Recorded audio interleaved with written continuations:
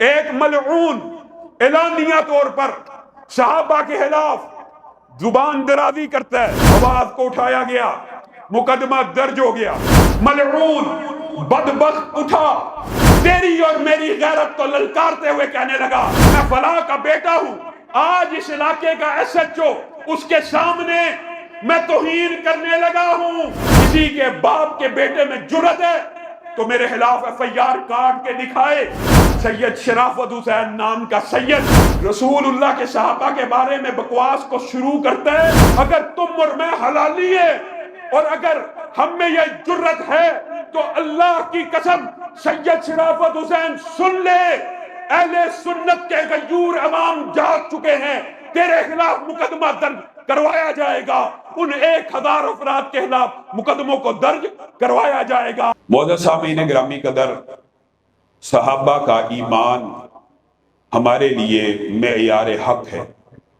صحابہ، ان کے لیے کیا الفاظ کہیں کہ رسول اللہ کی ایک حدیث اگر کسی کو سمجھ میں آ جائے تو کبھی بھی زبان کھولنے کی جسارت نہ کرے۔ رسول اللہ صلی اللہ علیہ وسلم نے فرمایا، مفہوم آپ کے سامنے رکھتا ہوں، آپ میں سے اور مجھ میں سے کوئی شخص اٹھے 1 لاکھ روپے اللہ کی بارگاہ میں خرچ کر دے، 10 لاکھ، 1 کروڑ، 10 کروڑ، سونا چاندی ہیرے جواہرات کتنے اللہ رب العزت کی بارگاہ میں خرچ کرے کہ اتنے ڈھیر لگ جائیں کہ احد پہاڑ جتنا ڈھیر 9 کلومیٹر لمبا سونے کا، ہیرے کا، جواہرات کا، چاندی کا، خالص اللہ کی رضا کے لیے تو اور میں خالص اس نیت کے ساتھ کہ اللہ کی رضا کے لیے کر رہا ہوں بغیر ریاکاری کے، کتنا خرچ کر رہا ہے؟ احد پہاڑ جتنا سونا،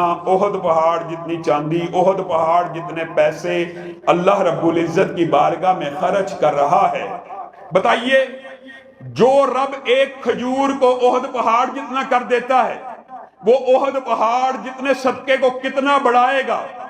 وہی رسول آپ کو اور مجھے ایک سبق سکھا کے جا رہا ہے، تم میں سے کوئی احد پہاڑ جتنا انفاق فی سبیل اللہ کر لے، اور میرا ایک صحابی اٹھے وہ احد پہاڑ جتنا نہ کرے، وہ 1 ہاتھ بھی پورا نہ کرے، وہ آدھ ہاتھ سونے کا نہیں، چاندی کا نہیں، ہیروں کا نہیں، جواہرات کا نہیں، پیسوں کا نہیں، صرف آٹے کے اندر آدھ ہاتھ ڈال دے، جو کے اندر آدھ ہاتھ ڈال دے، چاول کے اندر، غلے کے اندر آدھ ہاتھ ڈال دے اور انفاق فی سبیل اللہ کر دے، اور تو اور میں احد پہاڑ جتنا انفاق فی سبیل اللہ بھی کر دے، اس آدھ ہاتھ کا مقابلہ نہیں کر سکتے۔ بتائیے اس سے بڑی اجر و ثواب، قدر و منزلت، فضیلت کس طرح ہو سکتی ہے؟ آپ نے اور میں نے صحابہ کے بارے میں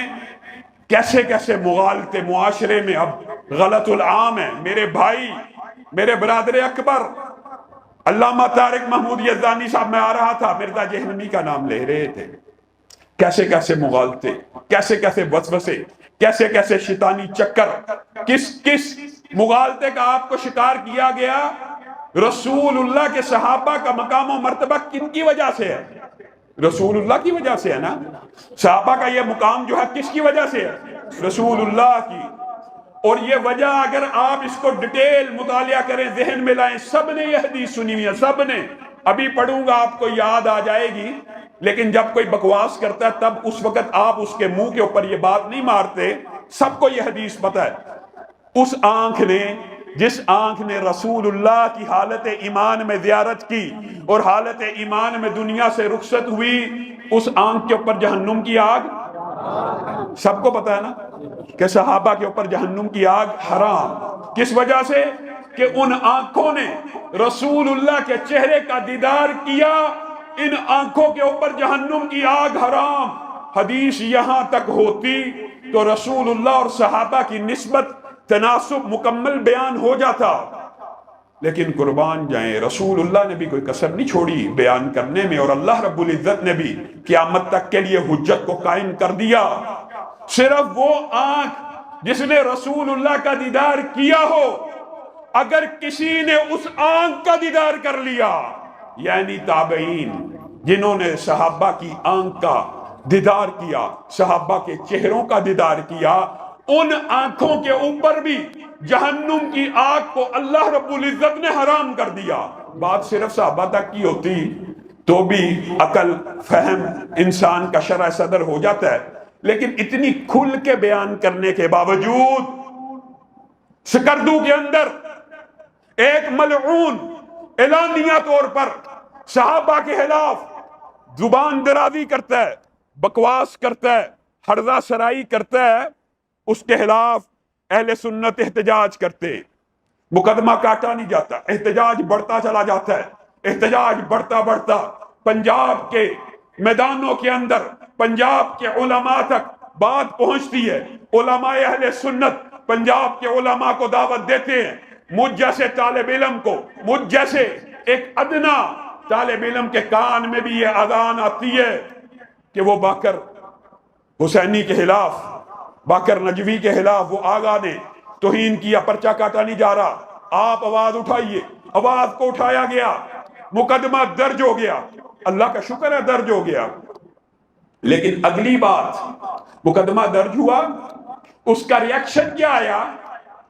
اس کا ریاکشن یہ آیا، ایک شخص سید شرافت حسین ملعون بدبخت اٹھا اور 1000 کے قریب مجمع کے سامنے تیری اور میری غیرت کو للکارتے ہوئے کہنے لگا، میرا نام سید شرافت حسین ہے، میں فلاں کا بیٹا ہوں، آج اس علاقے کا ایس ایچ او، اس کے سامنے میں توہین کرنے لگا ہوں، پوری ریاست کی رٹ کو چیلنج کرتے ہوئے اسلام آباد کی انتظامیہ شہر اقتدار کے اندر موجود ہوں۔ اس بات کو نوٹ کرے، کیا یہ بغاوت نہیں ہے کہ ایک اعلان کرنے والا اعلان کر رہا ہے کہ میں ایک اعلان کرنے والا ہوں، میں ایک قانون توڑنے لگا ہوں، کسی کے ماں کے بیٹے میں، کسی کے باپ کے بیٹے میں جرأت ہے تو میرے خلاف ایف آئی آر کاٹ کے دکھائے، چیلنج کر رہا ہے، للکار رہا ہے، ریاست کی رٹ کو اعلانیہ طور پہ للکار رہا ہے۔ سید شرافت حسین نام کا سید رسول اللہ کے صحابہ کے بارے میں بکواس کو شروع کرتا ہے، وہ ویڈیو کوئی صاحب ایمان نہیں دیکھ سکتا، دل لرز جاتا ہے۔ سیدنا ابو سفیان پہ لعنت کرتا ہے، سیدنا امیر معاویہ پہ لعنت کرتا ہے، پوری عوام کو کھڑا کرتا ہے، ان کو کہتا ہے آپ بھی ان کے اوپر لعنت بھیجیں، پھر ریاست کو چیلنج کرتا ہے، پھر ایس ایچ او کو چیلنج کرتا ہے، پھر انتظامیہ کو چیلنج کرتا ہے کہ کسی کے باپ میں جرأت ہے تو مجھے گرفتار کر کے دکھائے، میرے خلاف مقدمہ درج کروا کے دکھائے۔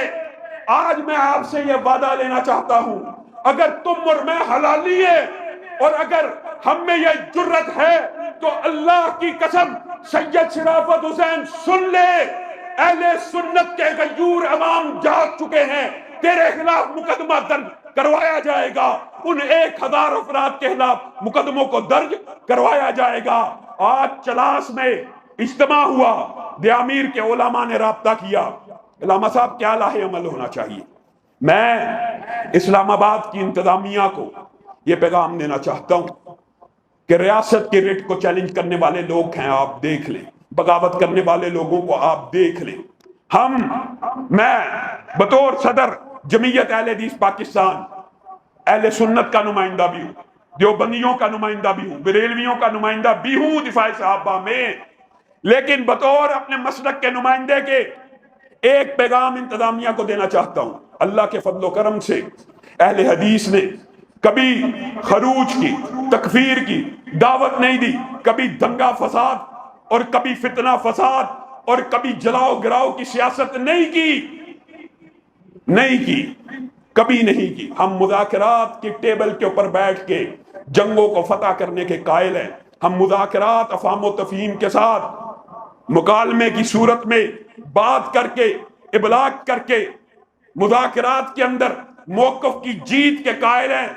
میں نے دیامیر کے علماء کو بھی یہی پیغام دیا کہ آپ نے قانون ہاتھ میں نہیں لینا، آپ نے قانون کو حرکت میں لانا ہے۔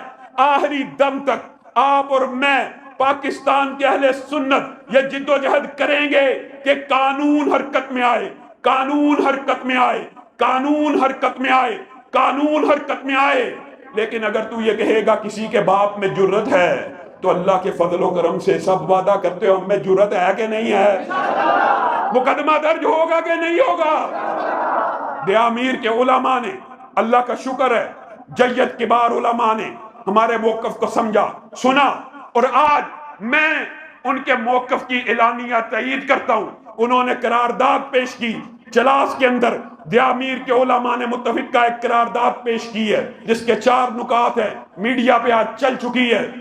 ہم اہل حدیث مسلک کے نمائندہ ہونے کے ناطے اپنے دیوبندی بھائیوں کو، اپنے بریلوی بھائیوں کو بھرپور اعتماد اور یقین دلاتے ہیں، دفاع صحابہ کی جنگ میں اللہ کی قسم صرف حق نواز جنگوی شہید نہیں ہوا، صرف اعظم طارق شہید نہیں ہوا، علامہ احسان الہی ظہیر کو بھی بم کے دھماکے سے شہید کیا گیا، حبیب الرحمن بھی چھلنی ہوا، قدوسی بھی شہید ہوا، عبدالرشید اظہر کل کا واقعہ اس اسلام آباد میں شہید ہوا، عطاء الرحمن ثاقب کل کا واقعہ شہید ہوا۔ اگر شہیدوں کی ایک لمبی طویل داستان تمہارے پاس ہے تو دفاع صحابہ کے لیے ہمارے پاس بھی شہیدوں کی ایک طویل فہرست ہے۔ جس طرح ہمارے اکابر نے مل کے ماضی میں جد و جہد کی، آج اس بات کا ہم اعلان کرتے ہیں کہ ہم دیامیر کے، چلاس کے، سارے اہل سنت کے علماء کی قرارداد کی تائید کرتے ہیں۔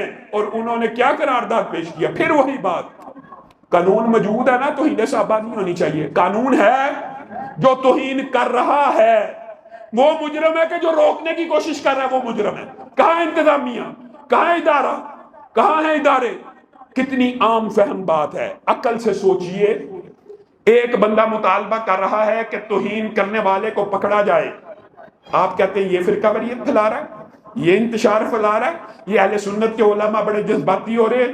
ایک بندہ اعلانیہ 1000 کے مجمع میں سیدنا امیر معاویہ کی توہین کرے، سیدنا ابو سفیان کی توہین کرے، وہ انتشار نہیں پھیلا رہا، وہ فرقہ واریت نہیں پھیلا رہا۔ میں اور آپ جو چاہتے ہیں کہ ان کو پکڑا جائے، ہم فرقہ واریت پھیلا رہے ہیں۔ کتنی عجیب بات ہے، الٹی چال چل رہے ہیں۔ عقل پہ پردہ ہے کہ جو چاہتا ہے قانون حرکت میں آئے، جو اس بات کا آواز اٹھا رہا ہے کہ قانون حرکت میں آئے، وہ فتنہ پھیلا رہا ہے، اور جو قانون توڑ رہا ہے وہ فتنہ نہیں پھیلا رہا۔ اور میرے بھائیوں،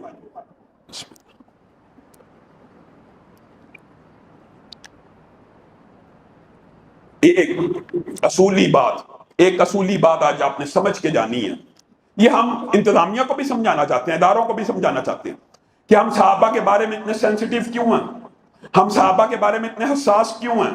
یہ اہل سنت کے جو مقدسات ہیں، ہم ان کی مقدمہ اور ان کی جنگ کیوں لڑ رہے ہیں؟ میرے بھائیوں، یہ اولیاء کی سنت ہے، یہ انبیاء کی سنت ہے، یہ صدیقین کی سنت ہے، یہ شہداء کی سنت ہے۔ کس کا دفاع کرنا؟ صحابہ کا دفاع کرنا۔ اور اگر میں یہ کہوں کہ یہ اللہ کی بھی سنت ہے تو یہ بات بے جا نہیں ہے، اور اس کی دلیل آپ کے سامنے رکھ کے جاؤں گا۔ وَإِذَا قِيلَ لَهُمْ آمِنُوا كَمَا آمَنَ النَّاسُ قَالُوا أَنُؤْمِنُ كَمَا آمَنَ السُّفَهَاءُ أَلَا إِنَّهُمْ هُمُ السُّفَهَاءُ۔ اللہ کی سنت ہے۔ چند لوگوں نے کہا یہ بے وقوف ہیں، اللہ نے کہا جس نے میرے صحابی کو، میرے رسول کے صحابی کو بے وقوف کہا، وہ بے وقوف نہیں بلکہ کہنے والا سب سے بڑا بے وقوف ہے۔ وَإِذَا لَقُوا الَّذِينَ آمَنُوا قَالُوا آمَنَّا وَإِذَا خَلَوْا إِلَىٰ شَيَاطِينِهِمْ قَالُوا إِنَّا مَعَكُمْ إِنَّمَا نَحْنُ مُسْتَهْزِئُونَ۔ اللہ يَسْتَهْزِئُ بِهِمْ۔ کچھ لوگوں نے کہا ہم صحابہ کا ٹھٹھا اڑاتے ہیں، اللہ نے کہا تم میرے نبی کے صحابہ کا ٹھٹھا نہیں اڑاتے، میں رب تمہارا ٹھٹھا اڑاتا ہوں۔ بتائیے یہ کس کی سنت ہے؟ یہ اللہ کی سنت ہے کہ کسی صحابی کے بارے میں کوئی لفظ، کوئی جملہ، کوئی حرف اگر زبان سے نکالے گا اس کو پلٹایا جائے گا۔ اگر کوئی صحابی کے بارے میں کہے گا معاذ اللہ برے تھے، تو کائنات کا سب سے بڑا برا ہے، کوئی صحابی کے بارے میں یہ کہے گا یہ ایسے تھے، تو سب سے بڑا ایسا ہے، کوئی اگر کہے گا صحابی بڑے اچھے تھے، نہیں نہیں تو بھی اچھا ہے، صحابہ بڑے اعلیٰ تھے، نہیں نہیں تو بھی بہت اعلیٰ ہے، یہ اللہ رب العزت کی ایک سنت ہے۔ اور ایمانداری سے بتلائیے گا، آج میں انٹلیکچولی انتظامیہ اور ادارے ایک ایک حرف نوٹ کر رہے ہیں جب سے میں اسلام آباد میں آیا ہوں، کالیں یہ وہ۔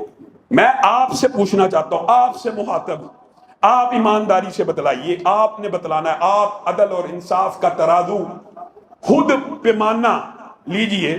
رسول اللہ کی حدیث آپ کو پتہ ہے، آپ سب کو پتہ ہوگی، انتظامیہ کو بھی سمجھنے کی ضرورت ہے۔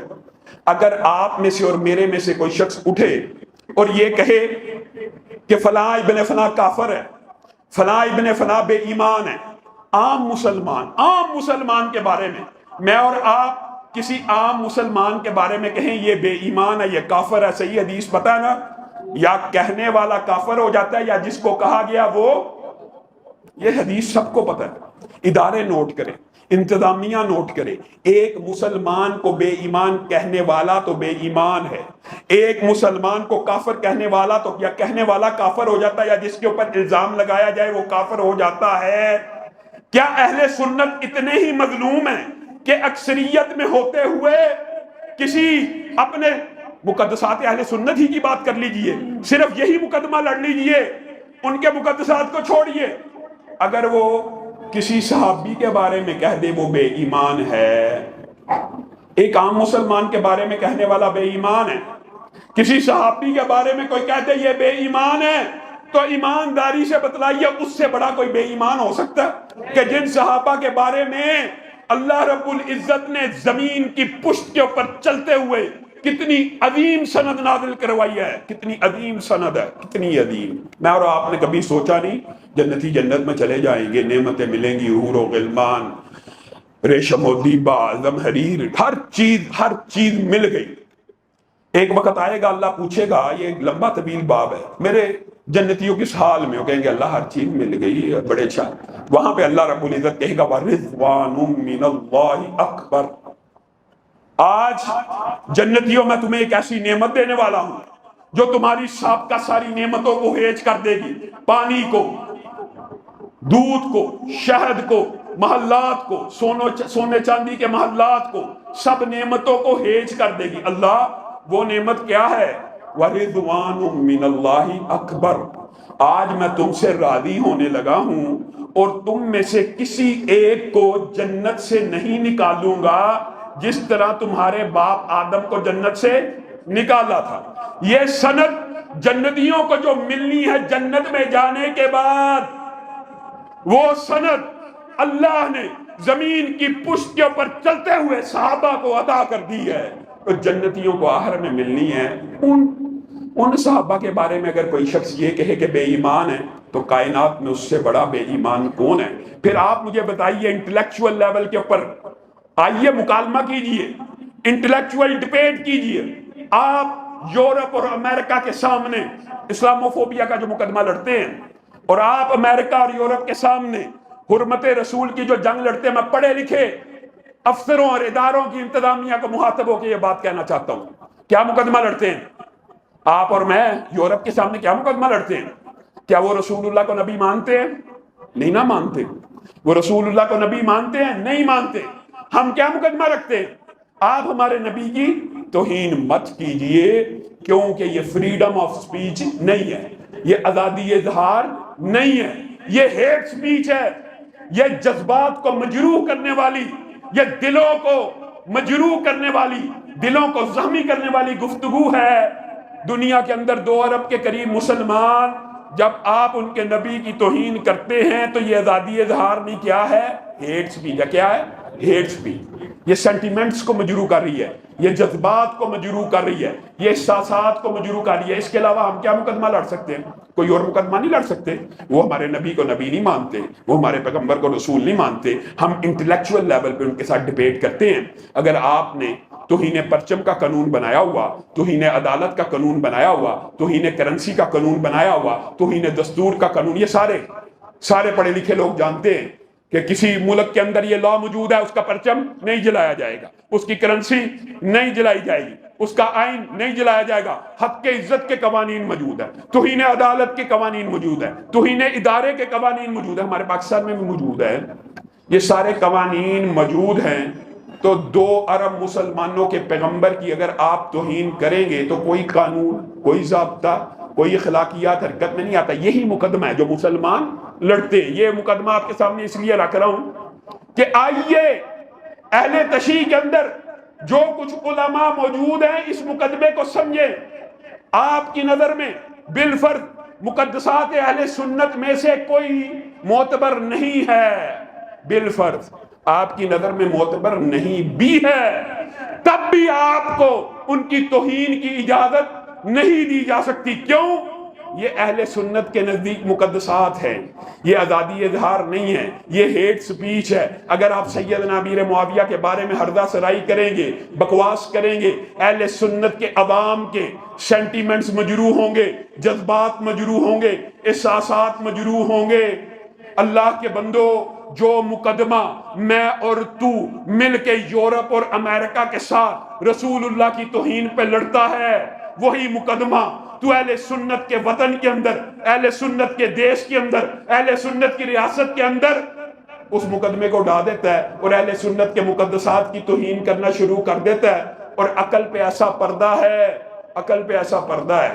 ہم یورپ کو کیا پیغام دے رہے ہیں؟ ہم مغرب کو کیا پیغام دے رہے ہیں؟ رسول اللہ بڑے اعلیٰ ہیں. افسوس ہوتا ہے، رسول اللہ بڑے اعلیٰ ہیں. آپ یہ پیغام دے رہے ہیں رسول اللہ بڑے اعلیٰ ہیں، معاذ اللہ ان کی بیویاں اعلیٰ نہیں ہیں. رسول اللہ بڑے اعلیٰ ہیں، معاذ اللہ ان کے سسر اعلیٰ نہیں ہیں. رسول اللہ بڑے اعلیٰ ہیں، معاذ اللہ ان کا دماد اعلیٰ نہیں ہے. رسول اللہ بڑے اعلیٰ ہیں، ان کے بڑے صحابہ تھے، لیکن جب رسول اللہ دنیا سے چلے گئے تھے معاذ اللہ سب بے ایمان ہو گئے تھے، صرف 4 رہ گئے تھے. آپ رسول اللہ کی کیا تصویر مغرب کے معاشرے میں، یورپ کے معاشرے میں پیش کر رہے ہیں؟ رسول اللہ صلی اللہ علیہ وسلم جب دنیا سے چلے گئے تو 4 کے علاوہ سب معاذ اللہ بے ایمان ہو گئے. ہم اس ہرزہ سرائی کو، ہم اس بکواس کو اہل سنت کے وطن کے اندر برداشت کر سکتے نہیں. لیکن میں اپنی عوام کو، میں اہل حدیث نوجوانوں کو، دیوبندی نوجوانوں کو، بریلوی نوجوانوں کو آج بھی یہ نصیحت کرنا چاہتا ہوں، آپ نے قانون ہاتھ میں نہیں لینا، از خود قانون ہاتھ میں نہیں لینا، لیکن آپ نے اور میں نے قانون کو مجبور کرنا ہے کہ قانون حرکت میں آئے اور ان گستاخوں کے خلاف کارروائی ہو. یہ جو دہشت گردی کے ذریعے، جتھا سازی کے ذریعے، گروہ بندی کے ذریعے، جلاؤ گراؤ کے ذریعے اداروں اور حکومتوں کو بلیک میل کرنا چاہتے ہیں، یہ شاید اہل سنت کے ملین مارکس بھول گئے ہیں. ایمانداری سے بتلاؤ، اگر اس طرح کی سازش اللہ کے فضل و کرم سے ہم پاکستان کو نہ شام بننے دیں گے، نہ لیبیا بننے دیں گے، نہ عراق بننے دیں گے، نہ ملک کے اندر اس طرح کی افراتفری پھیلانے دیں گے. لیکن ادارے نوٹ کریں یہ پھیلا کون رہا ہے، ابتدا کون کر رہا ہے؟ بغاوت کا یہ علم ریاست کے اندر ریاست کی رٹ کو چیلنج کر کے کہ میں قانون توڑنے لگا ہوں، جائے کسی کے باپ میں جرت ہے مجھے گرفتار کر کے دکھائے. اتنا بڑا چیلنج، اتنی بڑی آواز، اور قانون حرکت میں نہ آئے، ادارے اور انتظامیہ حرکت میں نہ آئیں. پھر اگر ہم احتجاج کی کال دیں، پرامن دھرنے کی کال دیں، آپ سب اس کال کے اوپر آئیں گے؟ ہاتھ اٹھا کر وعدہ کریں انشاءاللہ علماء اہل سنت ان قریب اگر یہ پرچے نہ کاٹے گئے، اس تحریک کی ابتدا اگرچہ گلگت بلتستان سے ہوگی، لیکن اس تحریک کی انتہا اسلام آباد کی سڑکوں کے اوپر ہوگی. آپ اس بات کے لیے تیار ہیں؟ میرے بھائیوں، یہ کیا مذاق ہے کہ جس کا دل چاہے صحابی رسول کے بارے میں ہرزہ سرائی کر دے، جس کا دل چاہے سیدنا امیر معاویہ کے بارے میں بکواس بازی شروع کر دے. سیدنا امیر معاویہ وہ ہیں اللہم اجعلہ ہادیاں و مہدیاں وحدی بھی، اللہ ہادی بنا، اللہ مہدی بنا، اللہ اس کے ذریعے لوگوں کو ہدایت دے. اللہم علم معاویۃ الکتاب والحساب وقہ العذاب، معاویہ کو کتاب کا، حساب کا اور قیامت کے عذاب سے بچا. اور آپ نے احادیث بہت سنی ہوں گی، اس وقت آپ کے دماغ میں نہیں آتی جس وقت آپ اس طرح کے منطقی عقلی سکالرز کے سامنے بیٹھے ہوتے ہیں. رسول اللہ نے ایک مرتبہ سیدنا معاویہ کو وضو کرتے ہوئے غور سے دیکھا. یہ خلافت بھی سیدنا معاویہ کو اگر عطا کی تو اللہ رب العزت نے عطا کی، اور اس کی خبر رسول اللہ اپنی زندگی میں دے کے گئے ہیں. معاویہ کو دیکھ کے کہا، معاویہ ایک وقت اگر آیا تجھے خلافت کی خلت پہنا دی گئی تو تو اللہ سے ڈرتا رہی۔ یہ رسول اللہ کا فرمان ہے۔ رسول اللہ صلی اللہ علیہ وسلم ام حرام بنت ملحان کے گھر لیٹے ہوئے ہیں، خواب دیکھتے ہیں، خواب سے بیدار ہوتے ہیں۔ ام حرام بنت ملحان رسول اللہ کے چہرے کے اوپر مسکراہٹ کو دیکھتی ہیں، پوچھتی ہے کیا دیکھا؟ کہا اپنی امت کے بہت سے مجاہدوں کو سمندر کے اندر اس طرح جہاد کرتے ہوئے دیکھا ہے جس طرح بادشاہ تخت کے اوپر اطمینان سے بیٹھ کے فیصلے صادر کر رہا ہوتا ہے۔ ام حرام بنت ملحان کہتی ہیں اے اللہ کے رسول، یہ اس میں مسکراہٹ کی مفہوم ہے، کیا بات ہے؟ مسکراہٹ کی بات یہ ہے کہ ام حرام بنت ملحان جو لشکر یہ سمندری جہاد کرے گا وہ پورے کا پورا جنت الفردوس میں داخل ہو جائے گا۔ ام حرام بنت ملحان کہتی ہیں اللہ کے رسول میرے لیے بھی دعا کیجئے، میں اس لشکر میں شامل ہو جاؤں۔ اسی لیے ان کو شہیدہ بحر کہا جاتا ہے۔ وہ جس لشکر میں شامل ہوئی اس کے امیر کون تھے؟ اس کے ایڈمرل کون تھے؟ امیر البحر، جس کو ایڈمرل آج بھی انگریزی زبان میں امیر البحر کو ایڈمرل کہا جاتا ہے۔ کون تھے؟ سیدنا امیر معاویہ۔ وہ سیدنا امیر معاویہ کہ جن کو رسول اللہ نے اپنے ناخن بھی کاٹ کے دیے، بال بھی تراش کے دیے، اور سیدنا امیر معاویہ نے پھر وصیت کی کہ میرے کفن کے اندر ان ناخنوں کو بھی رکھ دینا، ان بالوں کو بھی رکھ دینا۔ صحابی رسول ہونا ہی اکیلا فضیلت کے لیے کافی ہے، لیکن جس کفن کے اندر رسول اللہ کے بال پڑے ہوں، جس کفن کے اندر رسول اللہ کے ناخن مبارک پڑے ہوں، تم اس ہستی کے بارے میں ہردہ سرائی کرو۔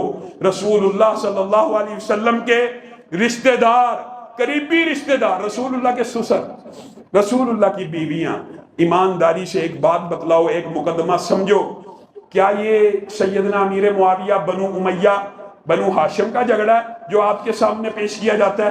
اللہ کی قسم یہ بھی دھوکہ دیا جاتا ہے، دھوکہ دیا جاتا ہے، دھوکہ دیا جاتا ہے۔ میں تو کئی مرتبہ اللہ کا شکر ادا کرتا ہوں، آج سے 8-10 سال قبل جب ہم لوگوں کے سامنے یہ بات رکھتے تھے یہ ایسی توہین کرتے، ایسی توہین، علماء صاحب ایسے کر ہی نہیں سکتے، یہ کیسے ہو سکتا ہے اس طرح؟ اب یہ کھل کے سامنے آ گئے ہیں میڈیا کے اوپر، ایسے ایسے شخص ہیں۔ آپ مجھے ایمانداری سے بتائیے، اگر جھگڑا شو آپ کے سامنے یہ کیا جاتا ہے، آپ کے برین کو نیوٹرلائز کیا جاتا ہے، نیوٹرلائز کا مطلب حساسیت ختم کر دی جاتی ہے۔ سیدنا امیر معاویہ کے بارے میں اہل سنت کے دماغ سے حساسیت ختم کرنے کا کام رافضیوں کے ایجنٹ مرزا جہلمی نے جس کی ابتدا کی وہ سکردو میں اپنی انتہا کو پہنچ چکا ہے۔ یہ آپ کو جو حساسیت ختم کی جاتی ہے وہ کس لیے کی جاتی ہے؟ آپ کہیں یار یہ سیدنا امیر معاویہ بنو امیہ کا مسئلہ ہے اور کوئی مسئلہ نہیں، اور جی شیعوں کو کوئی اعتراض نہیں۔ ایمانداری سے بتلانا، اگر یہ صرف ان کا مسئلہ ہو تو حسین کی شہادت سے 20 سال پہلے دنیا سے چلے جانے والے ابو بکر کو کیوں برا کہا جاتا ہے؟ عمر کو کیوں برا کہا جاتا ہے؟ امی عائشہ کو کیوں برا کہا جاتا ہے؟ امی حفصہ کو کیوں برا کہا جاتا ہے؟ یہ صرف آپ کے دماغ میں یہ اشکال ڈالا جاتا ہے کہ مسئلہ سیدنا امیر معاویہ سے ہے۔ حقیقت میں مسئلہ ان کو سب سے ہے، رسول اللہ کے صحابہ سے ہے، جنہوں نے دین کو غالب کیا، جنہوں نے ایران کی ریاست کو پارا پارا کیا، جنہوں نے کفر کے اوپر ہیبت اور لرزہ طاری کیا۔ ان کو مسئلہ ان سے ہے۔ صرف سیدنا امیر معاویہ سے مسئلہ ہوتا تو پوری دنیا کے اندر کبھی سیدنا ابو بکر کی توہین نہ ہوتی، سیدنا عمر کی توہین نہ ہوتی۔ ان کی توہین اس مقدمے کی کو ڈھا دیتی ہے جو شیعت آپ کے سامنے پیش کرتی ہے کہ ہمیں صرف ان پہ اعتراض ہے۔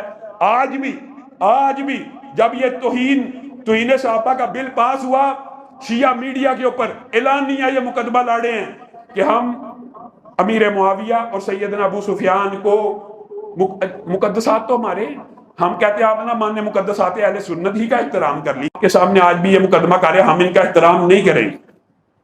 آپ ان کا نہیں کر رہے، آپ تو ابو بکر کا بھی نہیں کرتے، آپ تو عمر کا بھی نہیں کرتے، آپ تو عثمان کا بھی نہیں کرتے، آپ تو امی عائشہ حفصہ کا بھی نہیں کرتے۔ گویا یہ مقدمہ بھی جھوٹا ہے۔ اور انتظامیہ اور ادارے اس بات کو نوٹ کریں کہ میرے اور آپ کی طرف سے توہین صحابہ کی سزا اگر سزائے موت بھی رکھ دی جائے، سزائے موت بھی رکھ دی جائے، عمر قید بھی رکھ دی جائے، مجھے اور آپ کو اعتراض ہو سکتا ہے؟ جنہوں نے توہین کرنی نہیں ان کو کوئی اعتراض ہے؟ تو جنہوں نے توہین کرنی ہے اعتراض صرف ان کو ہے، جنہوں نے توہین کرنی ہے اعتراض صرف ان کو ہے۔ اور پھر دیکھیے کیسے کیسے مغالطے آپ لوگوں کے دماغ میں ڈالے جاتے ہیں۔ ایک مفکر دوران 28/12 حدیث پڑھنے سے عاجز۔ دیکھیں اللہ تعالیٰ نے، رسول اللہ کی زبان کیا ہے؟ عربی۔ صحابہ کی زبان کیا ہے؟ اللہ نے دین کس زبان میں نازل کیا ہے؟ جو بندہ رسول اللہ کی زبان نہیں جانتا، جو بندہ صحابہ کی زبان نہیں جانتا، وہ حدیث کی ٹرانسلیشن ہے ہمیں بتائے گا، وہ حدیث کی تشریح ہے ہمیں بتائے گا، اور حدیث کیسے بیان کرے گا؟ 28/12۔ اور بھائی پڑھ کے دکھا اور پڑھ کے سنا۔ یہ نیا ٹرینڈ اب اس کے جواب میں ظاہر علماء نے اس کا رد کرنے کے لیے اس کے مطابق نمبر وغیرہ دیے ہیں، لیکن آج تک 1400 سال میں کبھی حدیث اس طرح بیان نہیں کی گئی جس طرح یہ بیان کر رہا ہے۔ اور بیان کیا کرتا ہے؟ عجیب، لوگوں کے دماغ کے اوپر بھی پردہ، اور لوگ اس کے جھانسے میں پتہ نہیں کیسے آگے۔ اور اللہ کا فضل ہے کہ وہ جھانسا اور وہ چکر اور وہ مغالطہ اب لوگوں کے دماغ سے نکل رہا ہے۔ ہر بندے کے خلاف بک بک، ہر بندے کے خلاف بک بک، ہر بندے کے خلاف زبان درازی۔ اندازہ کریں عجیب طرز عمل 28/12 کی طرف آتے ہیں، لیکن طرز عمل کیا ہے؟ صبح سے لے کے شام تک ممبر کے اوپر بیٹھ کے کہے گا بنو امیہ پیڑے سن، بنو امیہ لعنتی، بنو امیہ ایسے۔ اور بنو امیہ میں سیدنا عثمان ہے کہ نہیں؟ آپ بتائیے، یعنی سیدنا ابو سفیان ہے کہ نہیں؟ سیدنا امیر معاویہ ہے کہ نہیں؟ ام حبیبہ ہے کہ نہیں؟ صحابہ کی ایک طویل فہرست ہے۔ میں آپ کو کہوں یار شیخ سارے ہی بغیرت ہوتے ہیں، بٹ سارے ہی پیڑے ہوتے ہیں، چودھری سارے ہی انج ہوتے ہیں۔ آپ کہیں گے بڑا جاہل اور بد زبان آدمی ہے، لیکن وہ بنو امیہ کے بارے میں صبح سے شام تک بکواس کرتا ہے اور زبان درازیاں کرتا ہے۔ اور عجیب بات ہے، اس کی گستاخیاں بڑھتی چلی گئی ہیں۔ ابھی گزشتہ دنوں ایک ساتھی نے مجھے اس کا ایک کلپ دکھایا ہے، اس نے یہاں تک کہہ دیا ہے کہ لوط علیہ السلام بھی اگر آج اس دنیا میں ہوتے تو میرے فالوورز دیکھ کر رشک کرتے، تجھ پہ لعنتیں بھیجتے، تیرے پہ رشک کرتے۔ وہ کہتا ہے کہ قرآن پاک کو بغیر ترجمہ پڑھنا ایسے ہے جیسے فرینچ میں گالیاں نکال۔ اولیاء تے شاہی کوئی نہیں، بابے تے شاہی کوئی نہیں، حسن تے شاہی کوئی نہیں، انبیاء تے شاہی کوئی نہیں۔ یہ کون سی توحید تو بیان کر رہا ہے؟ کیا انبیاء کا رسول اللہ کے ساتھ، رسول اللہ کا اور انبیاء کا اللہ کے سامنے مقام ہے کہ نہیں؟ اللہ کے ہاں بھی انبیاء اور رسولوں کا مقام ہوتا ہے کہ نہیں؟ پھر جواب عجیب دیتا ہے میری مراد اللہ کے سامنے۔ اور بھائی اللہ کے بھی محبوب ہوتے ہیں، تجھے کس نے کہا کہ اللہ کے سامنے شاہی کوئی نہیں؟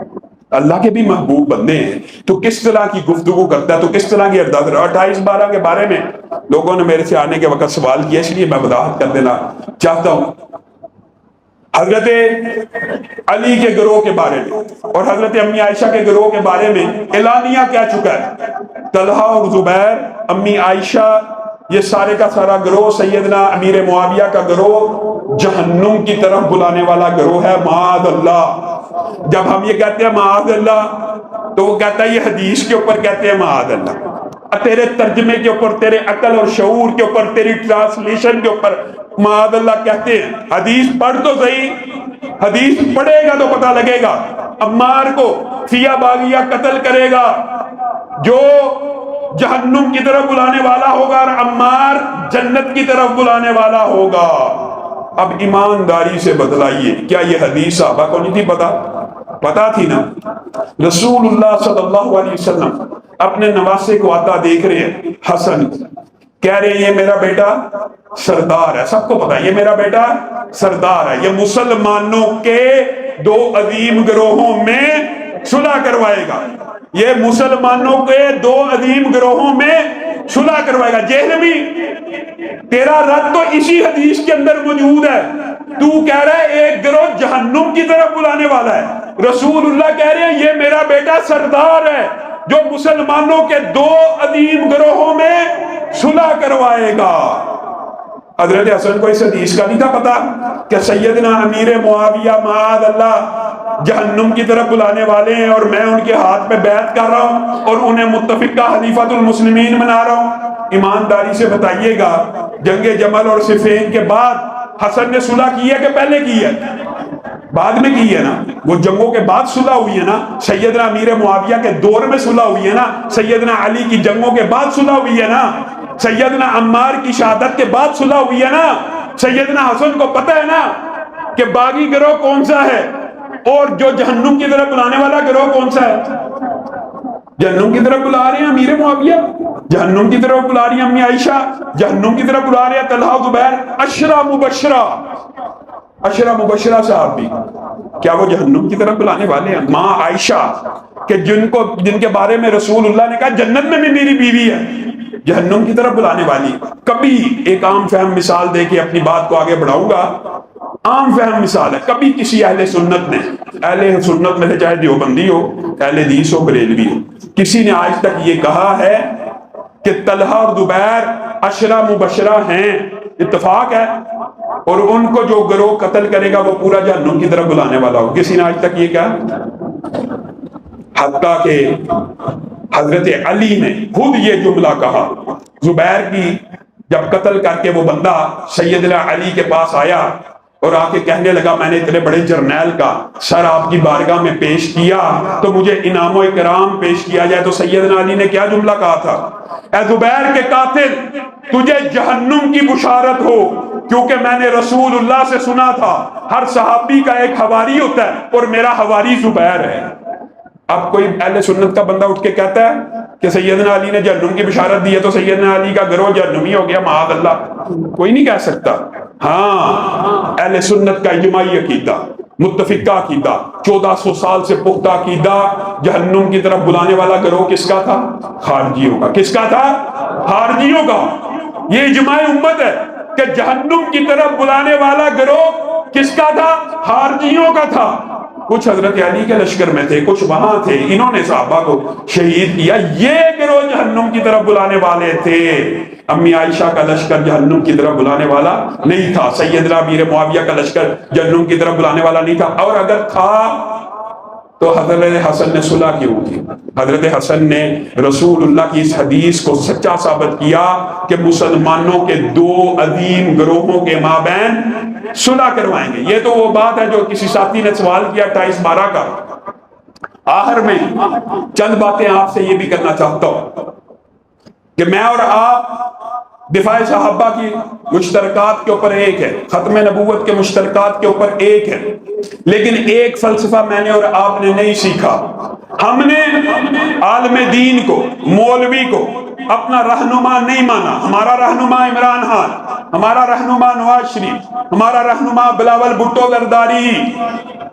رسول اللہ کا جو دین ہے اس کے مطابق رسول اللہ صلی اللہ علیہ وسلم نے فرمایا تھا کہ بنی اسرائیل کے اندر سیاسی وارث نبی کے بعد نبی ہوا کریں گے، اور میرے بعد نبی نہیں آئیں گے، لیکن میرے بعد علماء آئیں گے، اور علماء نبیوں کے بھی وارث ہوں گے اور رسول اللہ کے بھی وارث ہوں گے۔ کیا وہ علماء صرف مصدق رسول کے وارث ہوں گے کہ سیاست رسول کے وارث بھی ہوں گے؟ عام فہم بات۔ کیا پورے رسول کی وراثت کے حصے دار ہیں، تخت رسول کے وارث ہوں گے کہ صرف مصدق رسول کے؟ سیاست رسول کے وارث ہوں گے کہ صرف مصدق رسول کے؟ معاشرت رسول کے وارث ہوں گے، عدالت رسول کے وارث ہوں گے؟ نہیں جی، صرف مصدق رسول کے۔ منبر کا مولوی، مصلے کا مولوی سیاسی بات نہ کرے۔ کیوں؟ سیاسی وارث چور ہے، سیاسی وارث لٹیرا ہے، جگیردار ہے، وڈیرا ہے۔ عقل کے اوپر تف ہے کہ جگیردارانہ اور سرمایہ دارانہ نظام نے آپ کو کس مغالطے میں ڈال دیا، آپ کو کس وسوسے میں مبتلا کر دیا کہ سیاست کا منبر کے ساتھ کوئی لینا دینا نہیں، سیاست کا مولوی کے ساتھ کوئی لینا دینا نہیں۔ حتیٰ کہ بڑے پڑھے لکھے لوگ کئی مرتبہ مولوی منبر کے اوپر سیاسی گفتگو، مولوی صاحب سیاسی گفتگو مت کریں۔ اچھا جی، سیاسی گفتگو کون کرے؟ میرے علاقے کا چور کرے گا، میرے علاقے کا وڈیرا کرے گا، میرے علاقے کا جگیردار کرے گا۔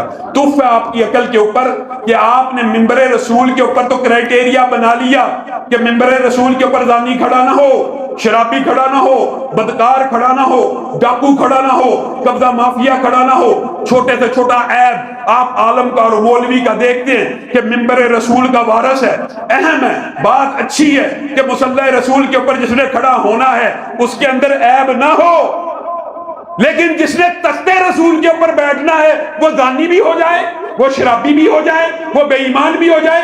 آپ کو یہ سرمایہ دارانہ نظام نے یہ فلسفہ دیا کہ دین کو دین کو ریاست سے الگ کر دیا جائے، دین کو، سیاست کو مسجد سے الگ کر دیا جائے، اللہ کی قسم میں اور طارق یزدانی اور ذاکر الرحمان صدیقی اور جمعیت اہل حدیث پاکستان کے سارے رہنما ایک مسجد میں گھس جائیں، اللہ اللہ کی تسبیحاں نکال لیں، سبحان اللہ کی تسبیحاں نکال لیں، کسی دنیا کے کفر کو کوئی فرق نہیں پڑے گا۔ فرق کب پڑتا ہے؟ جب طارق محمود یزدانی، ذاکر الرحمان صدیقی، حشام الہی ظہیر اس بات کا ابلاغ کرتا ہے هو الذی ارسل رسولہ بالہدی ودین الحق لیظہرہ علی الدین کلہ، جب یہ ابلاغ کیا جاتا ہے کہ آپ میں سے مجھے 10 بندے 20 بندے ایسے چاہیے کہ میں ان سے پوچھوں تو کس کا بندہ ہے، وہ مجھے یہ نہ کہیں میں عمران خان کا بندہ ہوں، میں ان سے پوچھوں تو کس کا بندہ ہے، وہ مجھے یہ نہ کہیں میں نواز شریف کا بندہ ہوں، وہ مجھے کہیں میں اللہ کا بندہ ہوں، میں نظام مصطفیٰ کا بندہ ہوں، میں نفاذ اسلام کا جھنڈا اٹھانے والا ہوں۔ میں کسی، ایمانداری سے بتائیے یہ علماء آپ اپنے بچوں کو اس لیے عالم بناتے ہیں کہ نواز شریف زندہ باد کے نعرے لگائے، عمران خان زندہ باد کے نعرے لگائے؟ عالم اس لیے بنایا جاتا ہے کہ رہنما بنے، مقتدا بنے، پیشوا بنے، رہبر بنے، امام بنے۔ انبیاء کی وراثت ہے، انبیاء کی وراثت، اللہ کی قسم شہر اقتدار میں بیٹھ کے یہ بات کہہ رہا ہوں، علل اعلان کہہ رہا ہوں، نبی کی وراثت میں صرف منبر رسول نہیں ہے، سیاست رسول بھی ہے، تخت رسول بھی ہے۔ ہاں البتہ مجھے اور آپ کو اس ٹارگٹ کو اچیو کرنے کے لیے بھی بلٹ کا سہارا نہیں لینا، بیلٹ کا سہارا لینا ہے، عوام کو ابلاغ کرنا ہے، بیلٹ کا سہارا، بلٹ کا سہارا نہیں، بیلٹ کا سہارا۔ مولوی نے ووٹ نہیں پانا، مولوی نے جتنا نہیں، اور بھائی تو ووٹ تے پا، آپ سے یہ پوچھا جائے گا، آپ کے ووٹ کا کل قیامت کے دن حساب ہوگا۔ آپ نے ووٹ دیا نواز شریف کو، آپ نے ووٹ دیا پی ٹی آئی کو، انہوں نے ٹرانسجنڈر بل، میرے بھائی وہ عبد الرحمان ایڈوکیٹ سامنے بیٹھے ہوئے ہیں، اللہ کے فضل و کرم سے پوری جد و جہد ہے ان کی، اس ٹرانسجنڈر بل کے خلاف وفاقی شرعی عدالت کے اندر ہم نے کیس لڑا ہے، جمعیت اہل حدیث کی نمائندگی کرتے ہوئے ہم نے وہ کیس اللہ کے فضل و کرم سے قانون کے ادارے میں، آئین کے ادارے میں جیت کے دکھایا پاکستان کے مسلمانوں کو، لیکن رزلٹ کیا نکلا آپ کو پتا ہے؟ دکھ کی بات ہے، وفاقی شرعی عدالت سے سیکیورٹی واپس لے لی گئی کہ وفاقی شرعی عدالت نے ان مولویوں کے کہنے کے اوپر ٹرانسجنڈر بل کے خلاف فیصلہ کیوں دے دیا۔ ہم اگر بیلٹ کے ذریعے بھی ابلاغ کرنا چاہتے ہیں تو آپ ہمیں روکیں گے، ہمارے سانسوں کو تنگ کریں گے، تو بتائیے میں لیکن پنجاب کے اور اسلام آباد کے عوام سے یہ بات ضرور کہنا چاہتا ہوں کہ کے پی کے اس لحاظ سے ہم سے آگے ہے، وہاں کے عوام میں یہ شعور موجود ہے کہ ممبر رسول کا وارث اسمبلی میں ہونا چاہیے، لیکن پنجاب کے عوام میں یہ شعور ہی موجود نہیں ہے، وہ ووٹ دیتے چوروں لٹیروں کو ہیں، اور جب وہ قانون سازی ہوتی ہے اس کے اوپر خاموش، اس کے اوپر خاموش۔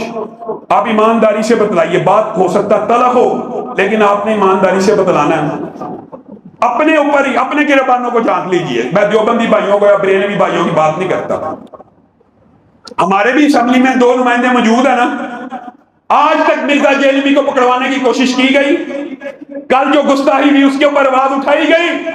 ہاں اپنی ہی جماعت کے ایک مظلوم امیر جمعیت اہل حدیث ضلع سیالکوٹ کے خلاف مقدمہ درج کرانے کے لیے جوتیاں رگڑ رہے ہیں، ڈی پی او کے دفتر جا رہے ہیں، ان کے خلاف مقدمے درج کرا رہے ہیں، کبھی میری زبان بندی کی کوشش ہے، کبھی ذاکر کی زبان بندی کی کوشش ہے، کبھی طارق یزدانی کو پکڑوانے کی کوشش ہے۔ تو افسوس ہے، مرزا جیلمی نہ پکڑا جائے، کون پکڑا جائے؟ یزدانی صاحب جوید گرایا کو پکڑا جائے، ضلع سیالکوٹ سے جوید گرایا کو پکڑا جائے، مرزا جیلمی کو نہ پکڑا جائے، میرے مخالفوں کو پکڑا جائے۔ زاغوں کے تصرف میں عقابوں کے نشے من، بندہ کیا کہ خدا نے دی ہے سروری انہیں کہ جنہیں معلوم نہیں روش بندہ پروری کیا ہے۔ آپ ہیں مسند دعوت و ارشاد کے امین، آپ نے نام رسالت پہ کمائی کی ہے، اپنوں کے لیے گرم، دوسروں کے لیے نرم۔ ہم تو وہ ہیں جنہوں نے دیوبند کے ساتھ، بریلوی کے ساتھ دفاع صحابہ کی جنگ میں قدم کے ساتھ قدم ملا کے اور شانے کے ساتھ شانہ ملا کے جدوجہد کی ہے، ختم نبوت کے لیے کی ہے، حرمت رسول کے لیے کی ہے۔ آپ اپنے ہی لوگوں کے خلاف پرچے کٹواتے، آپ اپنے ہی لوگوں کے خلاف مقدمے درج کرواتے۔ آج وقت آ چکا ہے اس 40 سالہ دور تاریخ کو مورخ جب تاریخ لکھے گا، اللہ کی قسم منبر رسول کے اوپر بیٹھ کے کہہ رہا ہوں، جائیے آج سے 10 سال بعد 20 سال بعد جب یہ ان کے نام دنیا سے اٹھ جائیں گے، تب تو ہم نے دعائیں کرنی ہے، رحمہ اللہ ہی کہنا ہے، لیکن تاریخ کے اوراق اور مورخ لکھے گا کہ پاکستان کی اہل حدیث تاریخ کے سب سے بدترین دور اگر کوئی تھا تو یہ تھا۔ ہر دور میں آپ نے صرف سرکاری اور درباری پن کا مظاہرہ کیا، آپ نے کبھی حریت، علامہ احسان الہی ظہیر شہید کا اس دور میں کیا اختلاف تھا؟ اللہ کی قسم یہی اختلاف تھا، تب بھی یہ جماعت ان کے خلاف تھی، لیکن آج وہ دنیا سے چلے گئے۔ میاں فضل حق کو ہم رحمہ اللہ کہتے ہیں، مولانا معین الدین لکھوی کو ہم رحمہ اللہ کہتے ہیں، ہمارے اکابرین کا آپس میں، لیکن اختلاف وجہ یہی تھی، ایک طرف صرف بوٹ پالش کرنے والے، نوکری اور چاکری کرنے والے، دوسری طرف میدانوں میں۔ آپ مجھے ایمانداری سے بتلائیے، اور افسوس ہوتا ہے، دکھ ہوتا ہے، یہ جی علامہ شام صاحب نے اس لیے علامہ احسان الہی ظہیر کی جمعیت اہل حدیث بحال کی ہے، اس کو سیٹ چاہیے، اس کو اقتدار چاہیے، اس کو عہدہ اور منصب چاہیے۔ میں اللہ کے فضل و کرم سے منبر رسول کو اللہ کی قسم دنیا کا سب سے بڑا عہدہ سمجھتا ہوں، اور سینٹ کو، ایم این اے کو، ایم پی اے کو، اس منبر کی نیچے جو پائیدان ہے اس کے اوپر لگنے والی گرد کے برابر بھی نہیں سمجھتا۔ آپ مجھے بتائیے، کیا دفاع صحابہ کرنے کے لیے میں نے کبھی انتظار کیا میرے پاس سیٹ ہو؟ کیا دفاع صحابہ کرنے کے لیے مجھے کسی سیٹ کی ضرورت ہے؟ کیا حرمت رسول کا دفاع کرنے کے لیے ہمیں کسی سیٹ کی ضرورت ہے؟ اللہ کے فضل و کرم سے بغیر سیٹوں کے، تحدیث نعمت کے طور پہ بتا رہا ہوں، میں اور میرے رفقا نے اللہ کے فضل و کرم سے قانونی اور آئینی جدوجہد